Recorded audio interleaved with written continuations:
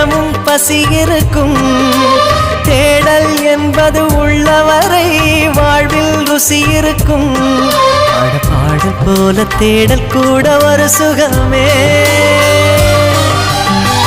இசை பாடி வரும் இளம் காற்றுக்கு உருவமில்லை.